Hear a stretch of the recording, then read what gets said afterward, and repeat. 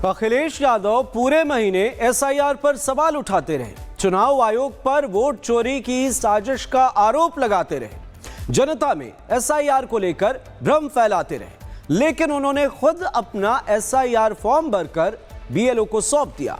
अब सवाल यह है कि जिन लोगों ने अखिलेश यादव के झांसे में आकर अपना फॉर्म नहीं भरा, उनकी जिम्मेदारी आखिर कौन लेगा?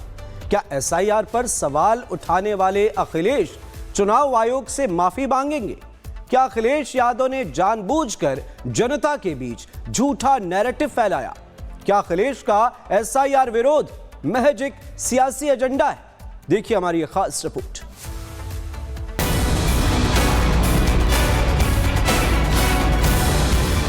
ये सोची समझी रणनीति साजिश षड्यंत्र है। मुझे तो लगता है एसआईआर के विषय में अखिलेश यादव जी को ट्रेनिंग लेनी चाहिए।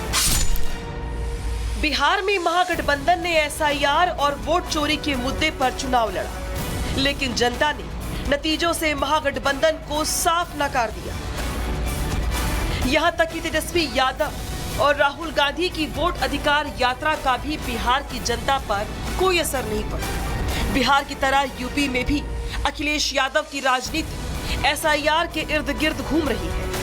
अखिलेश यादव वही पुराना राग अलाप रहे हैं और बार बार चुनाव आयोग को कटघरे में खड़ा कर रहे हैं। कभी अखिलेश यादव यूपी में 3 करोड़ वोट काटे जाने का दावा करते हैं, तो कभी बीजेपी और चुनाव आयोग के बीच मिली भगत का आरोप लगाते हैं। अखिलेश यादव के आरोपों के इतर यूपी में एसआईआर की प्रक्रिया चल रही है और इस सब के बीच सबसे ज्यादा अगर किसी की चर्चा है तो वो है बीएलओ। यूपी में अब तक एसआईआर की प्रक्रिया में 4 बीएलओ की अलग अलग वजहों से मौत हो चुकी है, लेकिन विपक्ष ने इसे अपना सबसे बड़ा सियासी एजेंडा बना लिया है। आज भी समाजवादी पार्टी के मुखिया अखिलेश यादव ने प्रेस कॉन्फ्रेंस कर मलिहाबाद में तैनात बीएलओ विजय वर्मा के परिवार को 2 लाख रुपए की सहायता राशि दी। इसी के साथ विजय वर्मा के परिवार के लिए सरकार से 1 करोड़ का मुआवजा और एक सरकारी नौकरी देने की मांग की।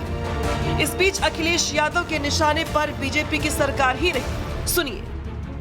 इतने कम समय में एसआईआर कराना और पूरे प्रदेश का, और किस किस को आपने जिम्मेदारी दी है? यहां तक कि जो नगरपालिका के सफाई कर्मचारी हैं उन्हें भी सहायक बनाया हुआ है। अब आप सोचिए, इतना बड़ा फॉर्म है, इतना टेक्निकल चीजें उसके अंदर हैं कि अगर मान लीजिए बीएलओ नहीं कर पा रहा है तो उसके लिए सहायक बनाया गया सफाई कर्मचारी। जो सरकार का डेटा बता रहा है वो ये बता रहा है कि सभी फॉर्म बांटे जा चुके हैं, लेकिन ग्राउंड पे जब हम देखते हैं तो वो बांटे नहीं गए हैं। ये सोची समझी रणनीति साजिश षड्यंत्र है कि बाबा साहब भीमराव अम्बेडकर जी के दिए हुए संविधान के तहत जो हमें वोट डालने का अधिकार है, उस अधिकार को छीनने की तैयारी है। तो वही बीजेपी ने भी अखिलेश यादव के आरोपों का जवाब देने में देर नहीं की।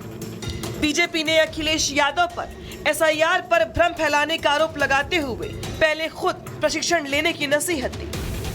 मुझे तो लगता है एसआईआर के विषय में अखिलेश यादव जी को ट्रेनिंग लेनी चाहिए। एसआईआर क्या है, एसआईआर किस प्रकार होता है और एसआईआर क्यों होता है, स्पेशल रिवीजन क्या होता है, समरी रिवीजन क्या होती है, इन सब विषय में पहले अखिलेश यादव जी को राजनीति से पहले उस पर शिक्षा प्राप्त करनी चाहिए। कोई सरकार किसी पर दबाव नहीं बना रही। असल में एसआईआर होने से इन सारे विपक्षी दलों की कलई खुल रही है। जहां जहां एसआईआर हो रहा है वहां फर्जी वोटर बड़ी संख्या में सामने आ रहे हैं और ये सारे फर्जी वोटर इन्हीं लोगों के बनाए हुए हैं जिनको अपना ये वोट बैंक मानते हैं। अब जब एसआईआर के माध्यम से इनके वोट बैंक पर, जो इनका कथित वोट बैंक है, उस पर चोट हो रही है तो इनका तिरमिराना स्वाभाविक है। अखिलेश यादव पूरे महीने एसआईआर पे सवाल खड़े करते रहे, चुनाव आयोग पर वोट चोरी की साजिश का आरोप लगाते रहे, जनता में एसआईआर को लेकर भ्रम फैलाते रहे, लेकिन उन्होंने अपना खुद एसआईआर फॉर्म भरकर बीएलओ को सौंप दिया। अब सवाल खड़े होते हैं कि जिन लोगों ने अखिलेश यादव के बयानों और उनके झांसे में आकर अपना फॉर्म नहीं भरा, उनकी जिम्मेदारी आखिर कौन लेगा? उनके वोट कटने पर किसकी जवाबदेही होगी? क्या एसआईआर पे सवाल खड़े करने वाले अखिलेश यादव इसके लिए चुनाव आयोग से माफी मांगेंगे? सवाल ये भी कि अखिलेश यादव ने क्या जानबूझकर जनता के बीच झूठा नैरेटिव फैलाया? और आखिरी सवाल ये भी कि क्या अखिलेश यादव का एसआईआर विरोध महज एक सियासी एजेंडा है?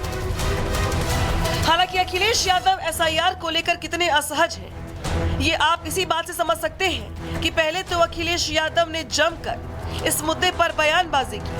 इसके बाद जब बात नहीं बनी तो अब सपा के मुखिया सड़कों पे उतरकर एसआईआर के खिलाफ आंदोलन करने की चेतावनी दे रही है।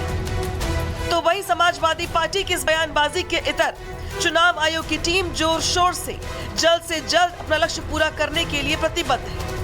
चुनाव आयोग की ओर से दी गई जानकारी के मुताबिक यूपी में एसआईआर की प्रक्रिया अपने तय समय पर पूरी हो जाएगी। यूपी में 2027 में विधानसभा चुनाव होने हैं। अखिलेश यादव लगातार 2 बार से बीजेपी से मात खा रहे हैं। ऐसे में अखिलेश यादव की कोशिश है कि वो किसी भी तरह से सत्ता में वापसी करें।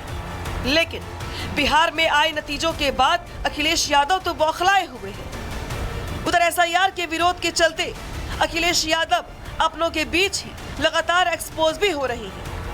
एसआईआर को लेकर जनता के बीच झूठे नैरेटिव गढ़ रही हैं। उससे जनता के बीच भी अलग मैसेज जा रहा है, क्योंकि जनता जानती है कि वोटर लिस्ट में वोट रहे, इसके लिए एसआईआर की प्रक्रिया बेहद जरूरी है। एसआईआर का काम सिर्फ बोगस वोटर्स को वोटर लिस्ट से हटाना और पात्र वोटरों को सूची से जोड़ना ही प्रमुख उद्देश्य है। और ये बात अब यूपी के वोटर भी समझ चुके हैं। वो अखिलेश यादव के झांसे में आने वाले नहीं। Bureau report, Republic Bharat.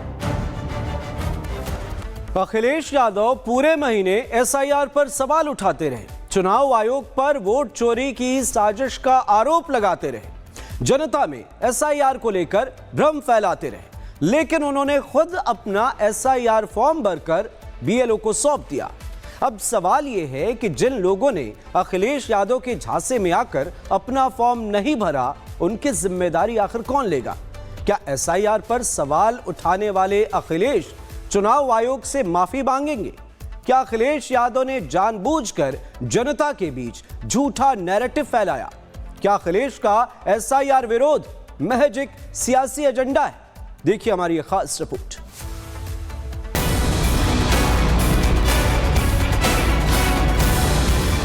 ये सोची समझी रणनीति साजिश षड्यंत्र है। मुझे तो लगता है एसआईआर के विषय में अखिलेश यादव जी को ट्रेनिंग लेनी चाहिए।